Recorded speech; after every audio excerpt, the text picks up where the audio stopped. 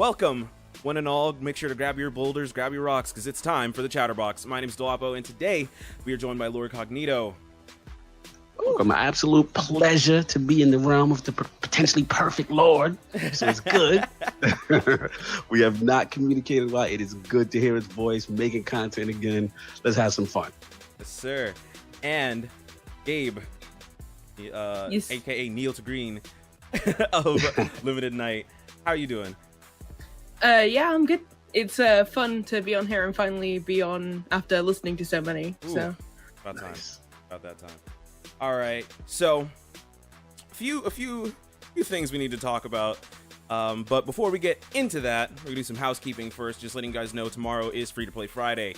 That means we're gonna be taking a look at a free to play game, and yeah, we're having a good time with it. Are they good? I don't know. That's for you to wait and see. All right. Thank you.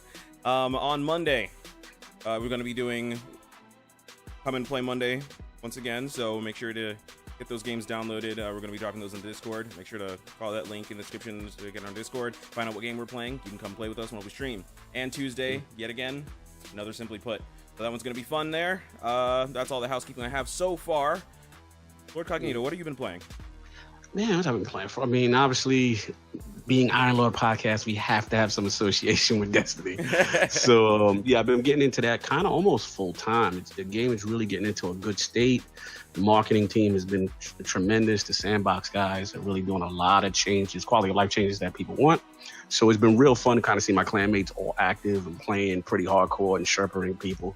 And then for Switch, I actually started Octopath Traveler demo, just as a little warm up, just to get feel. And I'm liking what there's some little minor gripes, but I'm liking what I'm playing. Mm-hmm. I can see myself getting wrapped up in this thing. And yeah, definitely enjoying that. And the other thing for Switch, which I'm still in the process of trying to beat, is Banner Saga. I really like that game. I really like Banner Saga. I'm on the first one. I'm trying to get that one done because 2 and 3 are now out on the eShop, and I have to hurry up.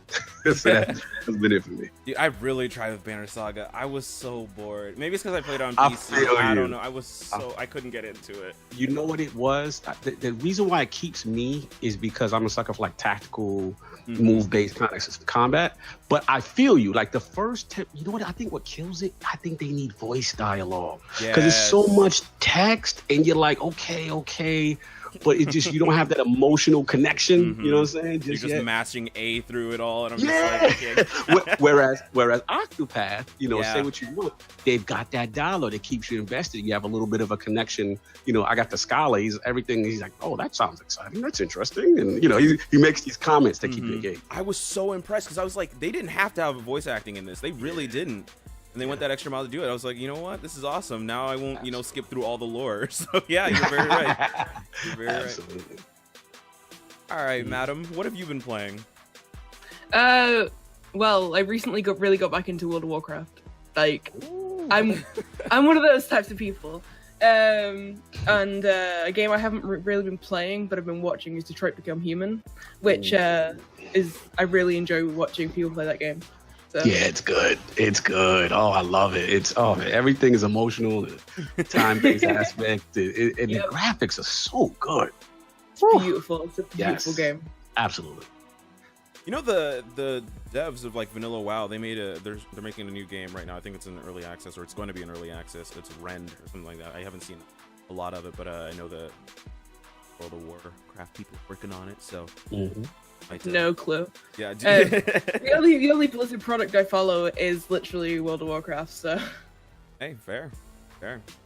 All right, so we're gonna be moving into the topics, but the one that I want to talk about first, Spider-Man's gone gold, guys. Woo! Spider-Man, dude, I have not played a Spider-Man game since Spider-Man 2, and I'm so excited for this one because it's got the villains I want. It's got Miles Morales in it. That's huge. Yeah, that's huge. I am so excited, and oh my god, Rhino. So Rhino does not get enough love. I love Rhino. Oh my gosh, he's just a freaking simpleton. That's sometimes you just need a brute and simpleton. Yeah, I love Rhino. One of my favorite Spider-Man villains. Nice. Yeah, so Spider-Man's gone gold, guys. What does that mean for you? Like, as far as because a lot of people's game of the year so far has been God of War. Okay, but anticipation for Spider-Man's been pretty hype. It's got its own pro, pre-order bonuses, all that good stuff. So where are you guys sitting on Spider-Man right now? Would the madam like to start first? Or should I start? I don't want to be rude. I'm excited. I haven't really got PlayStation. I don't know if it's just a PlayStation exclusive, which I think it is. Yes. Yeah, I don't have a PlayStation 3 or 4. I have a 2. So yeah. Yeah. Because after the Playstation 2, I swapped over to Xbox. I'm a traitor, I know. But you got Xbox family in the room with you. Don't worry about it. But you got to get a PlayStation. Though. The games are so good. I've got it working on a PC first. I understand. But I think I remember playing one of the Spider-Man games on PlayStation 2, and I can't remember which one it is, but I remember having such a joy just going around and having the freedom of, I think it's my first open world game I ever played. So it'll be interesting to see how that has been done in a new game, because most games like that are now open world, as most people may know.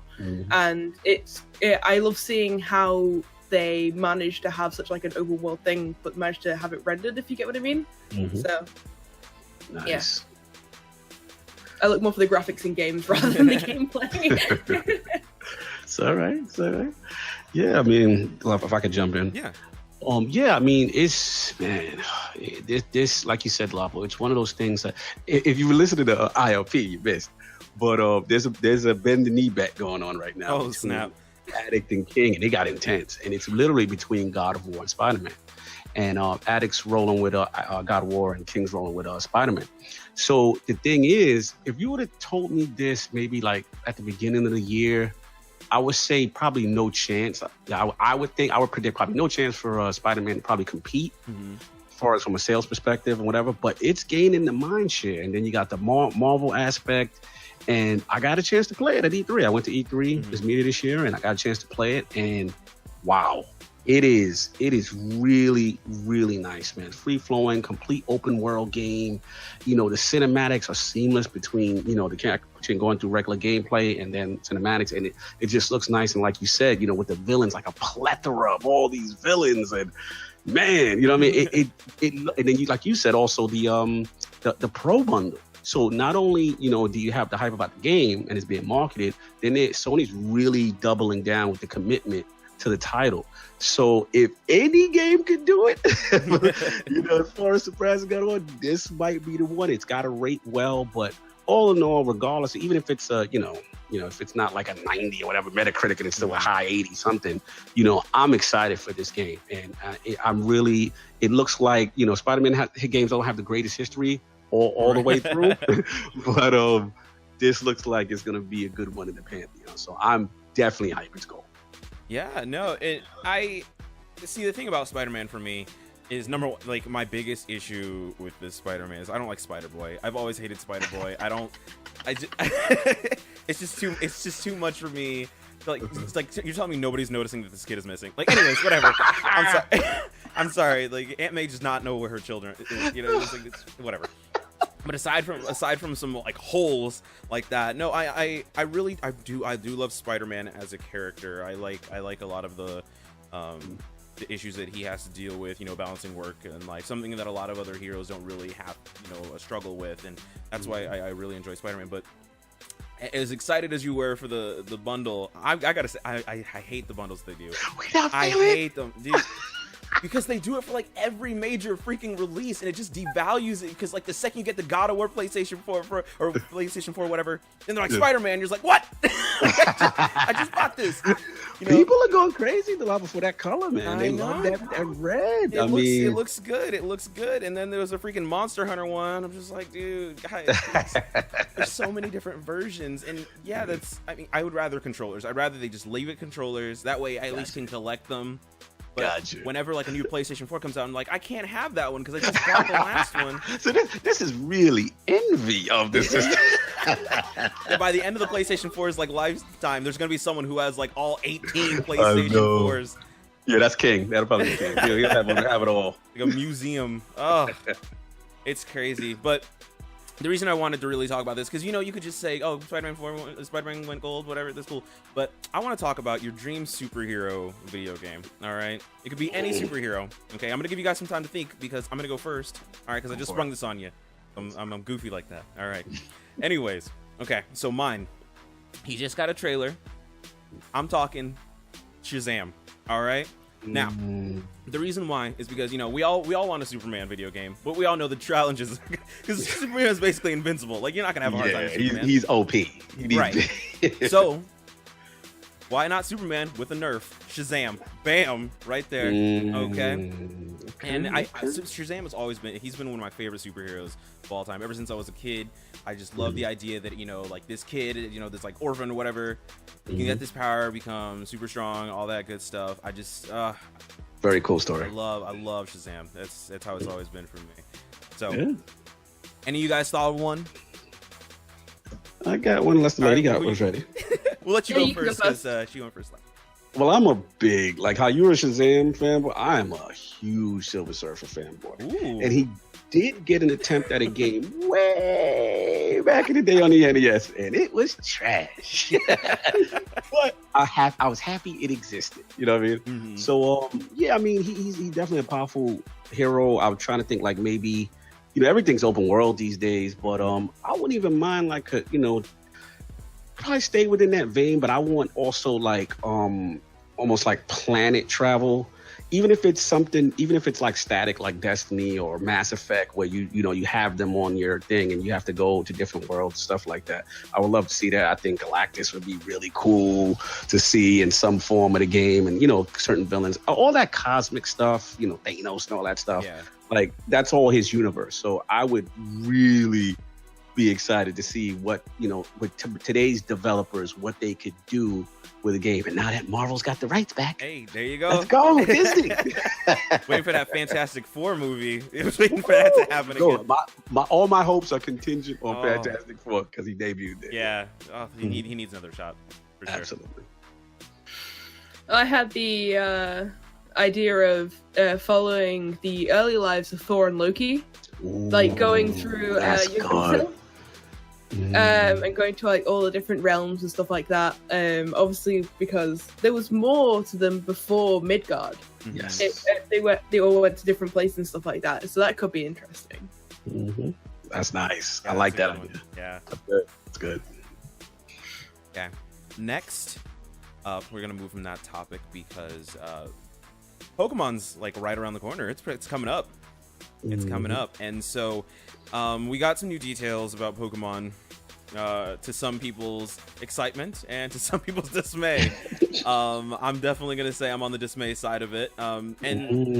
But before we get into our opinions on the game, I'm just gonna go over some of the details and how we feel about those. So one of the biggest things that stuck out to me was the change in gym structure. So what would happen before is you'd get to a new town. The most you'd hear about the gym was there's a guy in the front of the gym basically tells you, hey, this is the type of Pokemon that they use. Okay? And that would pretty much be it.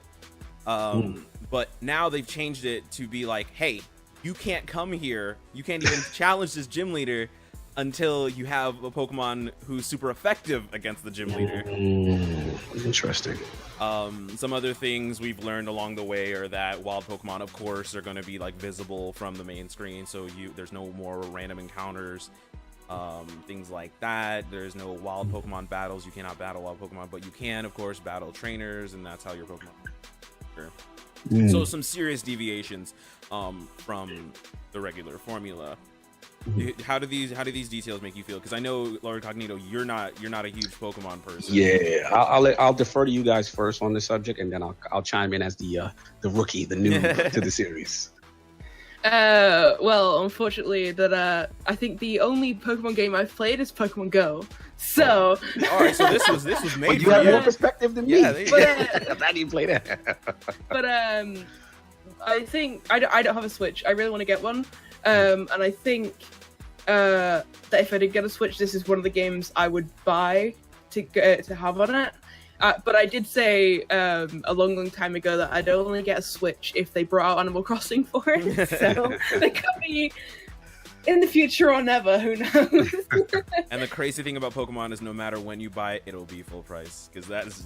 Oh yeah, they get that money. They gonna get that money. Oh yeah. Oh yeah. They're not leaving that on the table. You ain't getting no discount. Very true. So, so things like that, and it's really weird because I'm a huge Pokemon person. I've played every Pokemon game.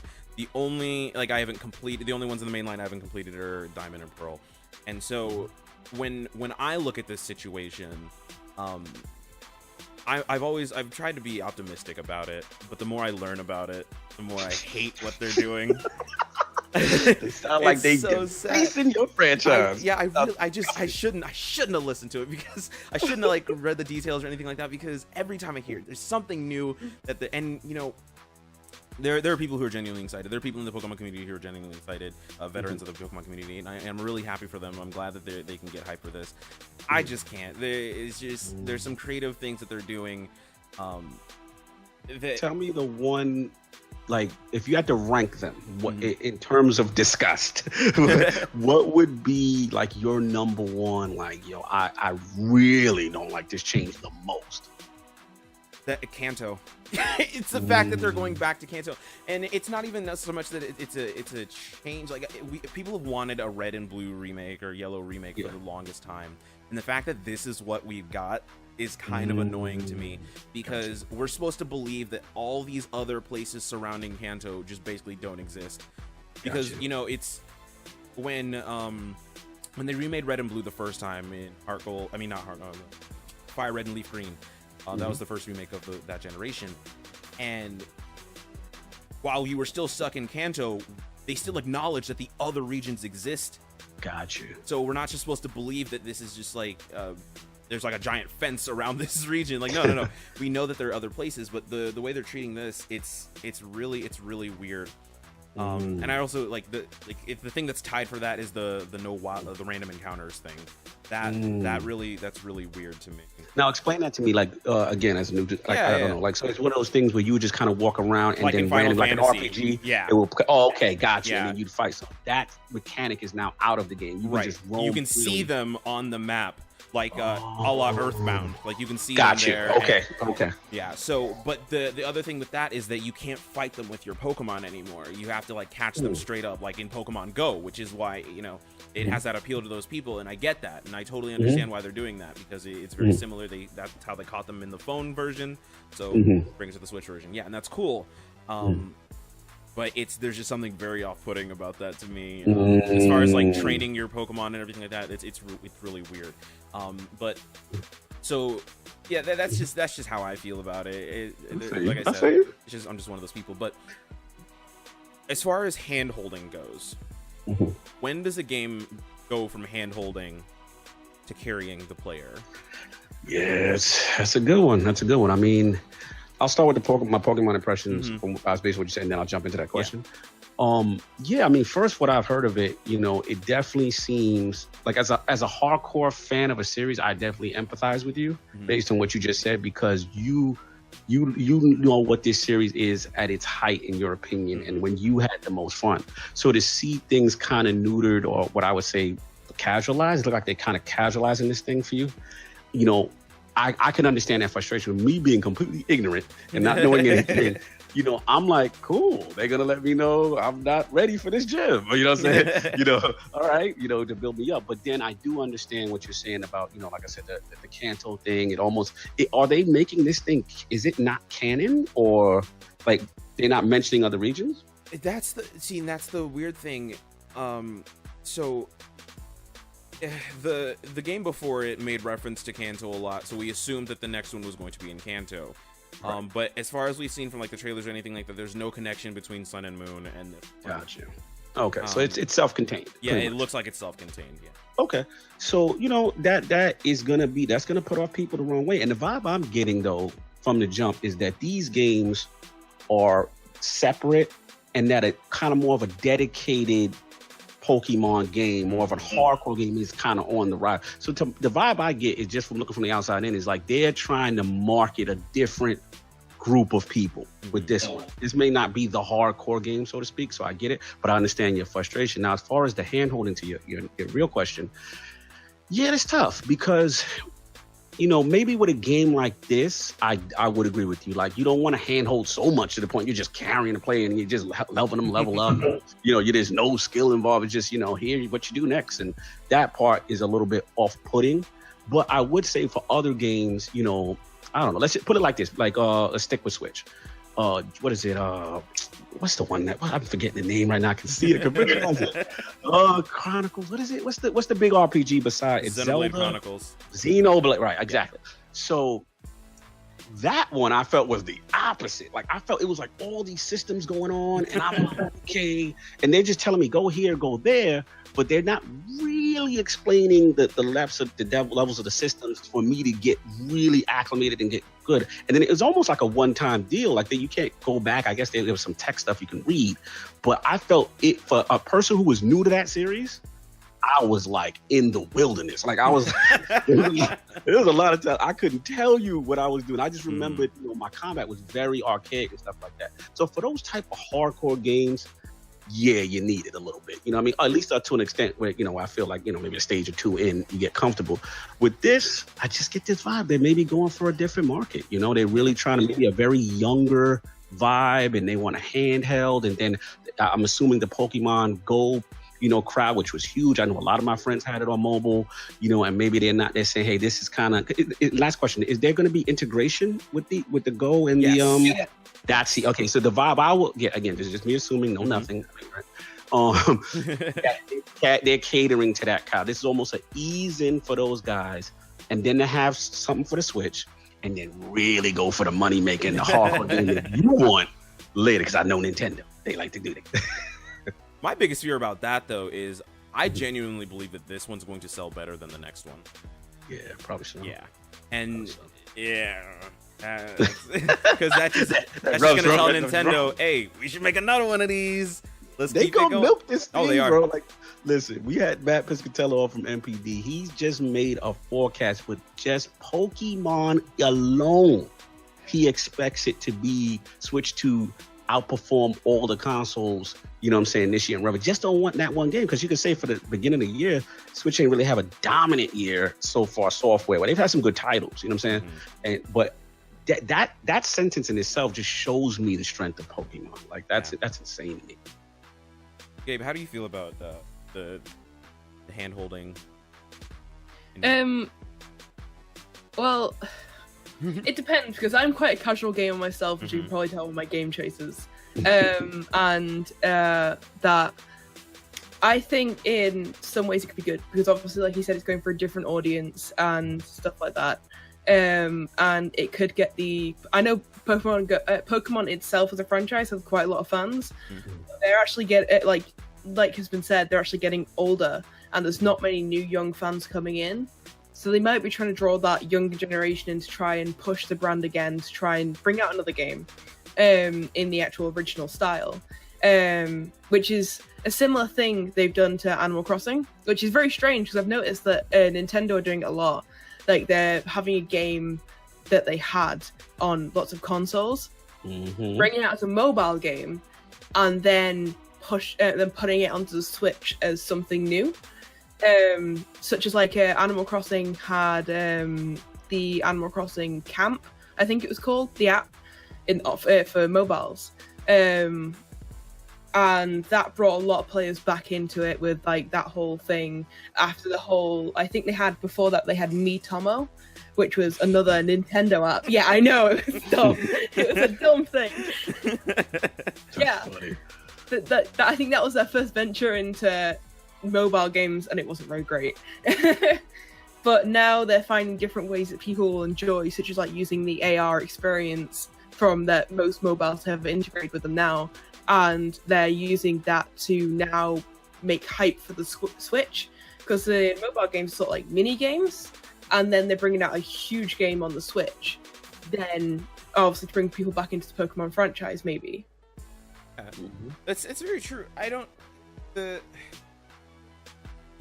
issue that I have, and it's not necessarily every other franchise, because what's happening is actually Fire Emblem. You talk about mobile. The Fire Emblem mobile game is actually making a ton of money. It's making a lot of money, and then we heard that there's going to be another Fire Emblem game for Switch. I'm assuming that's going to be next year. It looks like it's a next year title. which is awesome. But you see, like, the two crowds, like the two fan bases, as far as difficulty goes, I can already tell would react very differently to changes like the casualization of things. So, like, if they did what they did to Pokemon to Fire Emblem, people would lose their minds. I can't imagine. I can't imagine any Fire Emblem people being very happy with like you can't do this map until you get all your characters to level 30. Like, no, that's not how RPGs. That's generally not how RPGs work. And this whole situation kind of reminds me of Final Fantasy Quest. Mystic Quest? The one where they made, the one that Square Enix made for America, because they were like, Americans don't like RPGs like that, so we have to give them like a super like spoon-fed RPG. And that's what it kind of reminds me of, because Red and Blue, regardless of who played it, they were both made for like 10-year-olds, like about that age right there. So to basically take that formula and make it even simpler, I don't know necessarily how young they're trying to go with this. There's that, like, there's always that argument, like, it's made for children, whatever, like, but even as a child, like, I appreciated a decent challenge. The only thing I felt in Pokemon needed ever was waypoints, because a lot of times what happened, like, Pokemon, they weren't very good about this. When you got a quest or whatever, where you're told where you're supposed to go, and Lord help you if you forget where you're supposed to go. There's no going back to talk to that person to find out what it is. Wow. Like, you had to like go around talking to everyone, and I got lost like that so many times. So that was the only thing, and since then they've implemented so many things, so many like quality of life things, that I've like, at this point, like at Sun and Moon, I was like, this is too easy. Like, even as a child, like, I'm telling you, it's gotten to the point where you can beat a Pokemon game in like a dedicated afternoon, and that's not great. That's not a good thing. So yes, this Pokemon game I have issues with, but I definitely know why they have it out first. Because for one, if I was going to try and get like new Pokemon people, I would do that before I give them the one with 1,000 Pokemon in it. Like, it makes more sense to start them out this way. That way, like, when the next one comes out, oh, I've played Pokemon before, let me try out this more advanced, or I don't know how they're gonna do it. But the developers have done enough to say, hey, the next one is going to be, you know, like a real Pokemon game. Yeah. So, I mean, at least in that regard, I'm fine. But as far as like the hand holding and the carrying thing, I think it's too much. I think what they're doing is a little too much. It's a spin-off, and that's fine. I can live with that. But as it stands right now, the difficulty was already really low. Like the difficulty level was super low already. Even with the hardcore games, what you saying? Oh yes. Wow. Like, if like, honestly, and it's so crazy, like people ask me sometimes, like, hey Delapo, if you were going to recommend a Pokemon game, like to start out with, what Pokemon game would you ask, you know, what would I recommend? And I know there's a Pokemon game coming like in a few months, but I always say, hey, if anything, get them Sun and Moon, because that is the easiest of like the ones that are out there, because they do things that like the other Pokemon games wouldn't do. They tell you which moves that your Pokemon have are super effective against the, like, when I saw that, I was like, this is too much. You know, and to see they can take it steps further, it's just crazy. It's doing too much. I feel you, man. I respect the passion and what you're talking about, because I know I'm the same way when it's a franchise I'm passionate about. And if they start babying it and neutering it, I know what you're going through, man. Like, I get it. The only hope I like, though, is that they have outright said a more hardcore game is coming. So, like you said, this is the spinoff. So you got to give them a little pass for that. You know what I'm saying? But I feel you. I definitely feel where you're coming from. Okay. And lastly, my favorite topic, because it has nothing to do with the news that was announced. PlayStation Plus is getting new games. So make sure to download whatever it was. I think, how long do they have? I can't remember. I know it's a few days into the next month. Yeah, but a couple days to get July's games, because August's games are here. It's gonna be Dead by Daylight and Mafia 3. Now, Mafia 3, I'm not gonna lie, is one of those games where I should have read the review before I bought it. And the reason why is because, like, I saw the game, I was like, oh, this looks awesome. It's like Grand Theft Auto, but not really. And this, you know, like, and So I was like, yeah, this is great. I watched the trailer in the GameStop because I was on my phone. I was like, I watched the trailer. I was like, dude, this is so hype. They got Ice Cube rapping this. This is crazy. Yeah. All right. I go in, I get on my PlayStation, I pop it in, I'm ready to go. 15 minutes into this, I'm like, this is the most broken game I have ever seen. Why would you do this to my guy? I was so upset. Who signed off? I was so upset. So, the reason why I want to talk about this is because I want to talk about minority representation, both minority as in racially and females. Because what I saw during E3, to many people's behest, I don't know why people are upset about this, there were a lot of female leads this E3. Yeah. There were a lot.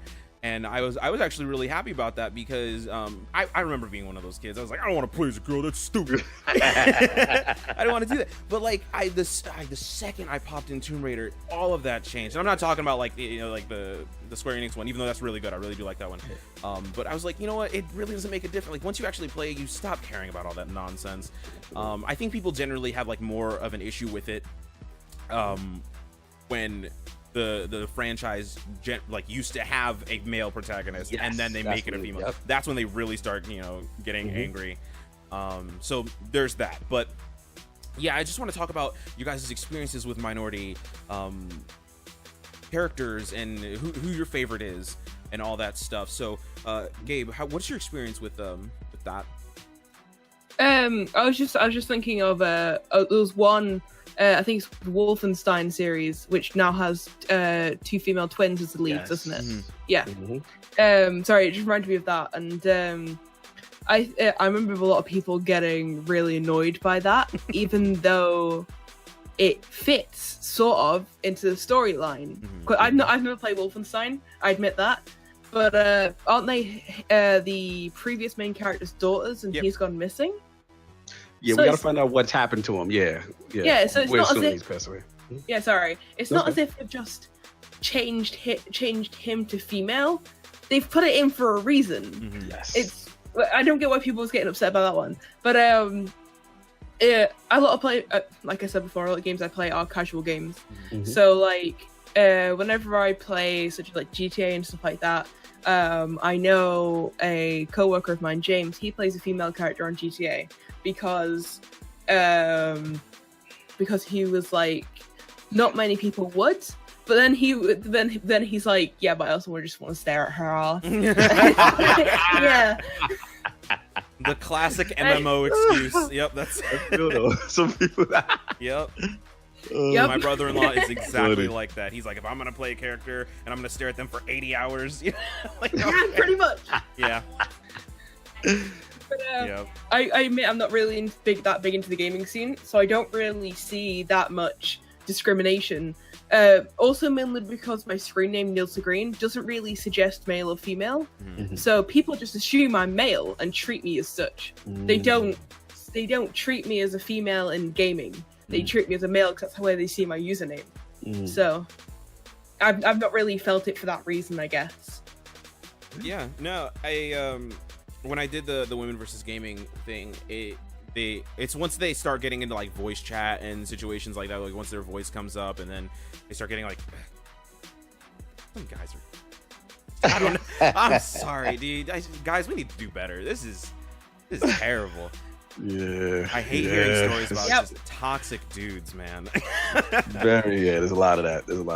Yeah. Look, man, both of you guys, you made fantastic points. I think for me, it's different. I think I just never looked at a game and it's just like, like you said, Dilab, like when Tomb Raider came, I was like, this game is dope. Like doesn't register me. I don't take offense to those kind of things, and I just like, okay, if long as the character is interesting, then the story is well done, that's what gets me. And I actually gravitate towards games you know, if like, especially when there's not any minority representation, like I'll gravitate towards games that have that character creator, like, you know, Skyrim and, you know, Mass Effect, and, you know, because to me, then I can impose myself on the game and make me connect more. Right. As far as like characters right now, like you said, you made a great point.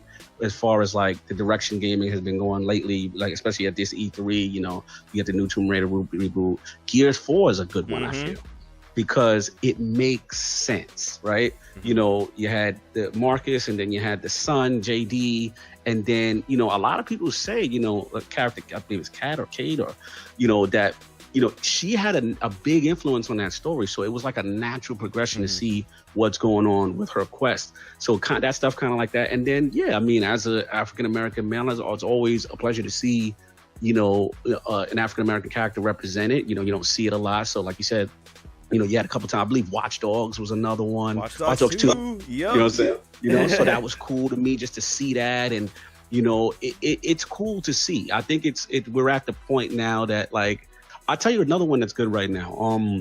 There's kind of the Telltale style. It's called 1979 Revolution. This thing is based on like the revolution that happened back in the day in Iran.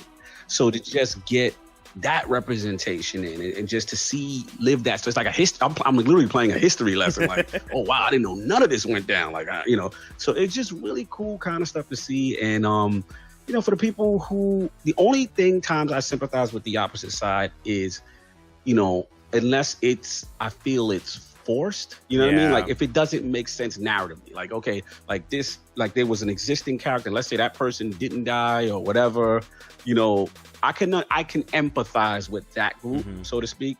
Like there is a part of me, I'm just going to get to the drama. You remember the Battlefield, the new Battlefield? Yes. Right? So, you know, I got to be honest. Again, I am personally not bothered by a female on the cover. That does not bother me. As long as the game is good, I am picking it up. Facts. However, I do empathize with those guys who are, you know, historic, you know, history buffs, and not to say, hey, man, this role didn't exist, and, you know, this is kind of, so I get that a little bit. And I guess if it's something I care that much about from a historical standpoint, or I'm emotionally invested that much, maybe I'd be like, But all I would say, okay, this Battlefield ain't for me. And that's it. But to sit there and be like, oh, we need to boycott this. This is trash. Nah, I'm not. That's too far. You know what I'm saying? That's where I'm at with it, kind of. Yeah, and it's the thing you brought about the character creation, that has actually been so important to me, because it didn't always used to be a thing, but like the character creation to me has always been really, really spectacular. Like I love character creation, because not only do I get to make a representation of myself, but I get to do it to, you know, my specifications, like whatever, all that stuff. One of the biggest deals to me, I think it was, they started in Pokemon XY, but they went on to do it in Sun and Moon. And when I realized I could make my character black and give him cornrows, I lost it. I was like, I had to put down the DS. I was like, no, that's crazy. Yes, let's go. I was so happy. I want to about shout out real quick. I There's a I was at PAX, and there was a small indie game that I got a chance called Phaland, and it's basically, you know, almost like an homage to like the Metrovania side scrollers. And specifically, this thing looks like the evolution of what like Zelda 2, which was like the only side-scrolling Zelda. And I was looking at their Kickstarter and everything. And they met their goals. I promoted the game as much as I could. I loved the game. And they did meet their goal. And one of the goals was a character creator. And I saw the different things. And I'm like, wow, that's so cool. Like, you really have that emotional connection to put yourself in there. And even in this form of an 8-bit, 16-bit retro, I just thought that was mad cool. But like, I love character creators, man. I absolutely love them. So you're talking about like the forced. You were talking about the forced versus, you know, natural progression thing. I don't know if you know anything about Assassin's Creed or not, but that was one of the big ones that some like the people on the internet reacted rather negatively to. You know, some people were defensive of it. Of course, that makes sense. So the only Assassin's Creed I've ever played was Assassin's Creed 3, and that's the one apparently everyone hates, but I loved it. I really liked it. And so I don't know enough about how the the lineage works and things like that. Maybe it makes sense that that you can play as male or a female. I don't know. Maybe they were just trying to give you options. Whatever. But I do know that this was one of those things that certain people were upset about. Gotcha. There's not enough time in the day to be upset about this. That's what I'm saying. Like, games are supposed to be our escape from the real world, like to have fun. And people out here, it's just way too much drama. But I always say, the way I look at that kind of stuff is, it's how, like, I'm a big, comic book guy. The way I look at that kind of stuff is like Marvel movies. Like, if I have a favorite character and I feel they're bastardizing the character and I just don't like what they're doing, I'm not going to go buy it. That's it. There's no, going up to the studio with the pitchforks and like, that's not for me. Yeah. But I guess it's a different time. But what does the lady think? Like you said, in terms of Marvel movies, like, I know it takes a lot for me to not enjoy a movie, right? And most of that is due to horror. I don't like horror. Okay. But like when people are like, "Oh no, the new Star Wars or the new Marvel movie is like really bad," I'm just like, "But it's a film. Just because it doesn't live up to your conception doesn't mean you need to just pitchfork it." Yeah, and it's funny because a lot of people had a lot of issues with Solo too because of Lando. And like, dude, come on. Yeah. Listen, I get it. I mean, the only time I've probably gotten ridiculous is I'm a Transformers guy. So I was a G1 hardcore, grew up with that series. I can tell you every side character and what's going on with the lore. So when Michael Bay's thing started, I was just like, it looks great. Everybody's blowing stuff up.